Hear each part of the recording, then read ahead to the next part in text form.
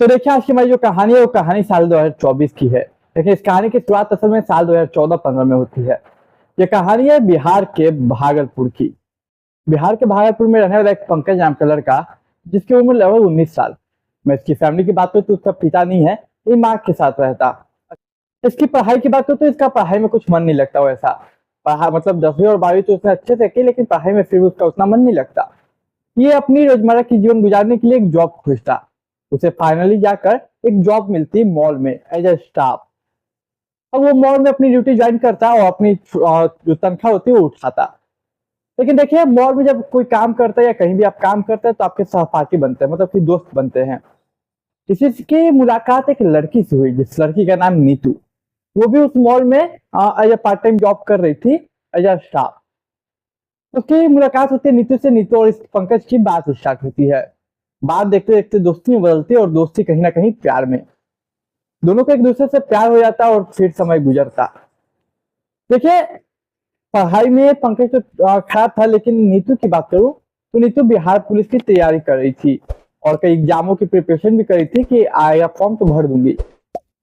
लेकिन ये जो पंकज था वो केवल और केवल नॉर्मल एक जॉब कर रहा था, जो कि मॉल में स्टाफ का। समय गुजरता, इन दोनों का प्यार बढ़ता। लेकिन देखिए ये दोनों एक चीज से अनजान थे, वो थी कास्ट यानी कि जातिवाद। अब ये मैं क्यों कह रहा हूँ आपको आगे पता चलेगा। इन लोगों के बीच प्यार था। देखते देखते साल 2015 में नीतू जो है वो बिहार पुलिस का कांस्टेबल यानी कि सिपाही भर्ती जो निकलता है वो साल 2015 में निकाल लेती है, क्लियर कर लेती है और साल 2015 में ज्वाइनिंग भी करती है। अब इसका जो सच्चा प्यार करता था पंकज उससे, वो कहीं ना कहीं खुश होता है कि मेरी गर्लफ्रेंड ने एग्जाम क्रैक किया, अब उनका फ्यूचर जो है थोड़ा अच्छा होगा। अब पंकज अपने घर में बताता कि माँ मैं एक लड़की से प्यार करता हूँ जिसका नाम नीतू है। नीतू अपने घर में बताती। लेकिन यहाँ पे एक समस्या थी कि ये दोनों अलग जाति के थे, अलग कास्ट के थे। हालांकि दोनों के परिवार वाले मना करते हैं, लेकिन जो पंकज है या फिर जो नीतू है अपने परिवार वाले से लड़ते, अपने समाज से लड़ते कि नहीं हम एक दूसरे से प्यार करते हैं, एक दूसरे से शादी करेंगे। खैर लास्ट में पेरेंट्स झुक जाते हैं, उन्हें मानना पड़ता है उनकी बात। फिर पंकज और नीतू एक दूसरे से शादी कर लेते हैं। अब देखिए जब किसी भी की जॉब लगती है तो पोस्टिंग होती है। पोस्टिंग होता है तो उसे क्वार्टर दिया जाता है। तो ऐसे ही नीतू को भी क्वार्टर मिला था। तो अब उस क्वार्टर में नीतू और पंकज रहते हैं। कुछ समय गुजरता है, इनकी जीवन अच्छा चलता। देखते ही देखते उनके दो बच्चे होते। पहला बेटा शिवांश और दूसरा उनकी बेटी सलोनी। यानी कि इनका प्यार भी सफल हो गया। सब कुछ इनके जीवन में सब कुछ सही चल रहा था। रहते रहते कुछ समय बाद जो पंकज की माँ है वो भी नीतू के साथ रहने लगी, मतलब कि उसी क्वार्टर में। अब एक घर में पत्नी यानी नीतू, पति यानी कि पंकज, उनका बेटा बेटी सलोनी शिवांश, उसकी माँ यानी कि सलोनी शिवांश की दादी, एक घर में खुशी से खुशहाल परिवार रह रहा था। लेकिन समय गुजरता है और समय आता है साल 2024। अगस्त के महीने में उनके घर पे एक्चुअली दूध देने वाला हरसुबा आता।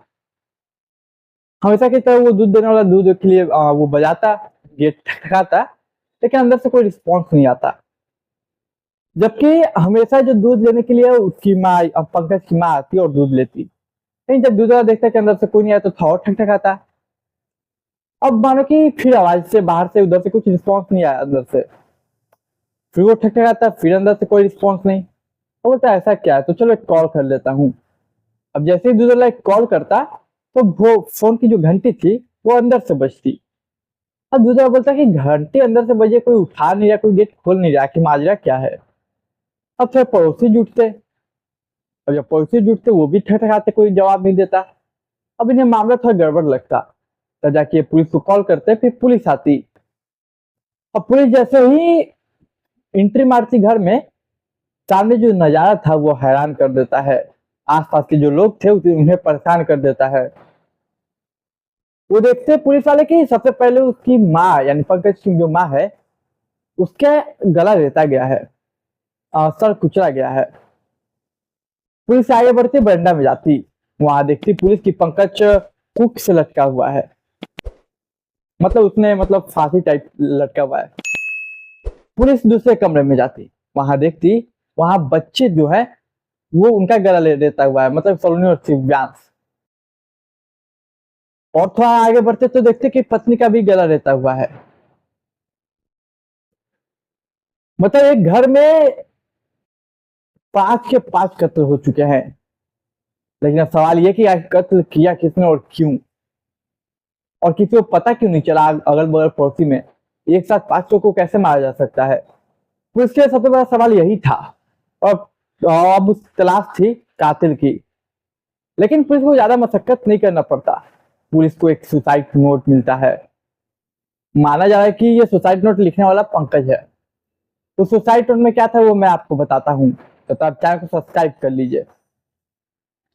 देखिए सुसाइड नोट में क्लियर लिखा हुआ था कि पोस्ट ज्वाइनिंग के बाद जब पोस्टिंग हुई नीतू की, तो नीतू की मुलाकात एक शख्स से होती है जिसका नाम सूरज, वो भी एज कांस्टेबल ही था उसके साथ।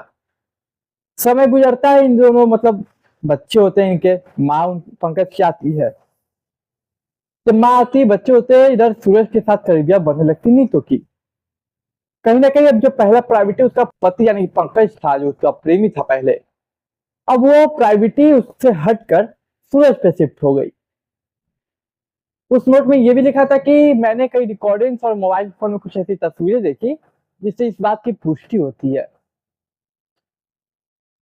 उसके बाद पुलिस ने जब आगे नोट पढ़ा तो उसमें फिर नोट में अगली लाइन लिखी थी कि सूरज के कहने पे मेरी बीवी ने मेरे बच्चे और माँ को मार दिया, हत्या कर दी उनकी, और इसीलिए मैंने उसे मारा। और इसके बाद फिर वो फांसी लगा लेता है, जैसा कि वो दिखता है कि वो हुक से लटका हुआ था। अब देखिए सुसाइड नोट में कितनी सच्चाई है और कितनी नहीं है तो मैं नहीं कहूंगा, क्योंकि ये मामला अभी पूरी तरह से सुलझा नहीं है। बहुत सारे इसमें लूप है जो कि दिख रहे हैं। पहला कि आखिर सूरज उनके परिवार को खत्म करने के लिए क्यों बोलेगा, और बीवी अगर मारती सबको तो वहां पे रुकती क्यों, और भी तमाम लूप है। आप खुद कमेंट करिए क्या, और आपको इस केस में क्या लगता है लूप। खैर आने वाले वक्त में ये मामला सुलझेगा, तो कोई अपडेट आया तो मैं आपको किसी कहानी में मेंशन कर दूंगा, अपडेट दे दूंगा। लेकिन अभी जो सुसाइड नोट मिला है उसके मुताबिक यही है कि नीतू ने शायद सबको मारा और फिर पंकज आया, पंकज ने नीतू को मारा और फिर खुद सुसाइड कर लिया। तो देखिए आज की हमारी कहानी यही थी। उम्मीद करता हूँ आपको कहानी पसंद आई होगी। कहानी पसंद आई तो चैनल को सब्सक्राइब, वीडियो को लाइक, दोस्त इस तरह का शेयर कीजिए। मैं मिलूंगा अगली कहानी में। लेकिन तब तक आप अपनी राय कमेंट में जरूर रखिएगा, और इसमें क्या लूप हो सकते हैं वो आप कमेंट कीजिएगा। तो मैं मिलता हूँ अगली कहानी में, तब तक के लिए मुझे दीजिए इजाजत।